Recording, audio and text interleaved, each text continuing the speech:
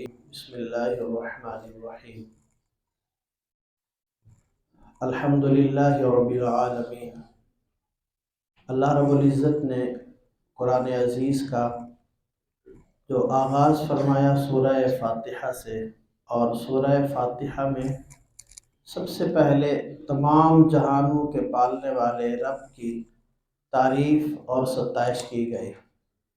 اور سورہ فاتحہ کو اللہ کریم نے اپنے اور بندے کے درمیان تقسیم فرما دیا۔ حدیث طیبہ کا مفہوم ہے کہ گویا سورہ فاتحہ اللہ کریم نے اپنے اور بندے کے درمیان یوں تقسیم فرمائی کہ آدھی سورہ فاتحہ اللہ کریم کی تعریف پر مشتمل ہے، اور باقی آدھی سورہ فاتحہ بندے کی التجا، سوال اور دعا پر مشتمل ہے۔ سورہ بقرہ کی ابتدا میں اللہ کریم نے قرآن عزیز کے بارے میں فرمایا کہ یہ پرہیزگار لوگوں کے لیے سرچشمہ ہدایت ہے۔ پھر پرہیزگار لوگ کون سے ہیں، اوصاف بیان کیے اور فرمایا کہ پرہیزگار لوگ وہ ہیں جو نماز قائم کرتے ہیں، یعنی باقاعدگی کے ساتھ نماز ادا کرتے ہیں، جو اللہ رب العزت کے عطا کردہ رزق میں سے خرچ کرتے ہیں،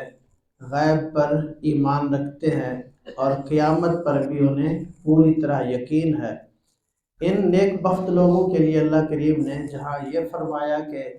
قرآن سے صحیح معنوں میں ہدایت یہی حاصل کرتے ہیں، ساتھ ساتھ یہ بھی ارشاد فرمایا کہ اپنے رب کی جانب سے یہ لوگ ہدایت پر ہیں، اور یہی لوگ فلاح اور کامیابی پانے والے ہیں۔ اس لیے ہمیں نماز کے حوالے سے جو بالکل قرآن عزیز کی ابتدا میں ہدایت دی گئی، اور متقین کا ایک بنیادی وصف یہ بیان کیا گیا کہ وہ نماز قائم کرتے ہیں۔ مفسرین کرام نے نماز کے قائم کرنے کا مفہوم یہ بیان کیا کہ وہ نماز پر ہمیشگی اختیار کرتے ہیں۔ ایسا نہیں کرتے کہ ایک نماز پڑھی، 4 چھوڑ دی، 2 پڑھی، 3 چھوڑ دی، ایک دن نماز پڑھی، 4 دن قریب نہ آئے، جو بدقسمتی سے ہمارا عموماً وتیرہ رہتا ہے۔ تو ہمیں رمضان المبارک ہو یا رمضان کے علاوہ نماز میں کوتاہی بالکل نہیں کرنی چاہیے۔ اسی طرح اللہ کریم کے عطا کردہ رزق میں سے اپنی حیثیت کے مطابق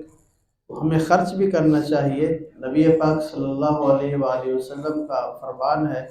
اتقوا النار ولو بشق تمرہ، او کما قال علیہ السلام، کہ تم جہنم کی آگ سے اپنے آپ کو بچاؤ اگرچہ آدھی کھجور صدقہ کر کے ہی کیوں نہ ہو۔ لہذا اس ماہ مقدس میں تو نیکیوں کا جو معیار ہوتا ہے، نیکیوں کا اجر و ثواب ہوتا ہے، وہ بہت بڑھ جاتا ہے۔ تو ہمیں اللہ کریم نے جو رزق عطا کیا اس میں سے ایک حصہ اپنی حیثیت کے مطابق خرچ کرنے کا اہتمام بھی کرنا چاہیے۔ پھر اسی سورہ بقرہ کے اندر اللہ رب العزت نے ہمارا ایک اور جو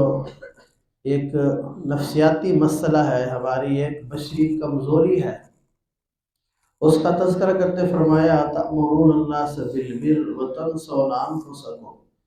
کہ کیا تم لوگوں کو نیکی کا حکم دیتے ہو اور اپنے آپ کو بھلا دیتے ہو۔ یعنی عموماً انسانی مزاج یہ ہے، یہ دوسروں کو تو نیکیوں کا درس بھی دیتا ہے، نیکیوں کی ترغیب اور تلقین بھی کرتا رہتا ہے، لیکن بذات خود نیکی کے معاملے میں یہ سستی کا شکار ہو جاتا ہے۔ یہ ماہ مقدس ہر طرح کی سستیوں سے بچنے اور سستیوں سے دور رہنے کا مہینہ ہے۔ ہمارے کریم آقا صلی اللہ علیہ وآلہ وسلم کا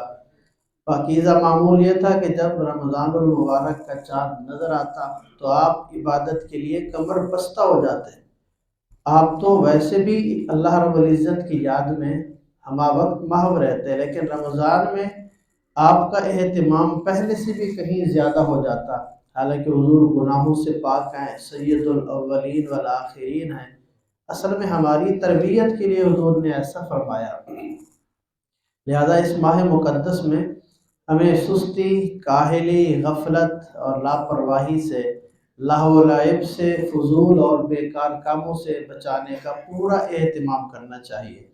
اور جہاں نیکی کا ہمیں دوسروں کو درس دینا چاہیے، وہیں خود بھی نیکی کا اہتمام کرنا چاہیے۔ اسی سورہ بقرہ میں بنی اسرائیل کے حوالے سے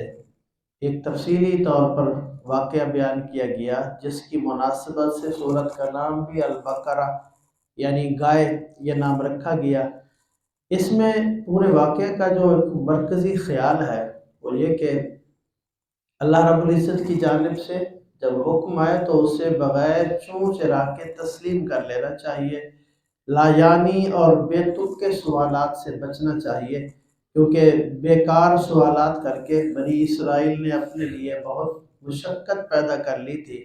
مسلمانوں کا شیوہ یہ ہونا چاہیے جب انہیں معلوم ہو کہ اللہ اس کے رسول کا فلاں بارے میں یہ حکم ہے تو پھر اس میں چوں چرا کی گنجائش باقی نہیں رہتی، اس حکم پر عمل کرنا چاہیے۔ اسی سورہ بقرہ کے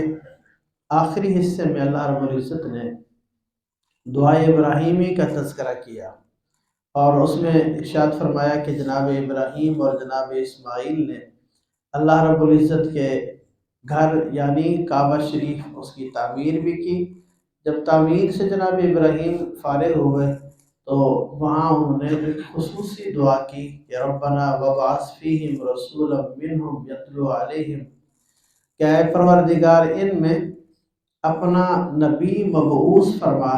جو تیری آیات ان کے سامنے تلاوت کرے، انہیں حکمت و دانائی کی باتیں سکھائے اور ان کا تزکیہ فرمائے۔ یعنی نبی اکرم شفیع معظم صلی اللہ علیہ وآلہ وسلم کے ظہور، آپ کی ولادت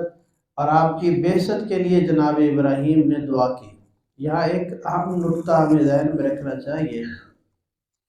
حضرت ابراہیم علیہ السلام کی دعا کا جو نتیجہ ظاہر ہوا یہ قریب کوئی 2000 سال بعد ظاہر ہوا۔ حضرت